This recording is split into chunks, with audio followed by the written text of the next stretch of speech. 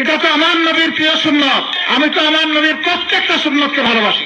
এবার পবিত্র ঈদ উল ফিতরের দিন বিরোধী দলীয় নেতার সরকারি বাসভবনে এক বিদেশি কূটনীতিককে জড়িয়ে ধরার ঘটনা নিয়ে সামাজিক যোগাযোগ মাধ্যমে সৃষ্ট সমালোচনার জবাব দিয়েছেন জামায়াতে ইসলামীর আমির শফিকুর রহমান। বুধবার 25 মার্চ বিকেলে মহান স্বাধীনতা ও জাতীয় দিবস উপলক্ষে জাতীয় প্রেস ক্লাবে আয়োজিত এক আলোচনা সভায় তিনি এই আচরণের ব্যাখ্যা দেন। আলোচনা সভায় প্রধান অতিথির বক্তব্যে শফিকুর রহমান বলেন, ঈদ উপলক্ষে আয়োজিত রিসিপশনে বিদেশি কূটনীতিক ও বন্ধুরা এসেছিলেন। ঈদের দিনে মানুষ খোলা মনে সবার সাথে মেশে, আমিও মিশেছি। এটাকে কেন্দ্র করে যা হচ্ছে তা আশ্চর্যজনক।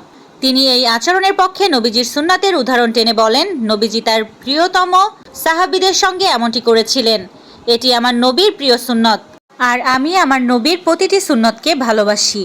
কে কি বলল না বলল তাতে আমি গুরুত্ব দেই না। মানুষ হিসাবে ভুল করলে আমি অনুতপ্ত হব, কিন্তু আমার শুদ্ধ কাজকে ভুল হিসাবে চালিয়ে দেওয়ার চেষ্টা করবেন না। Yasmin Liva, desk report, Surma TV 24।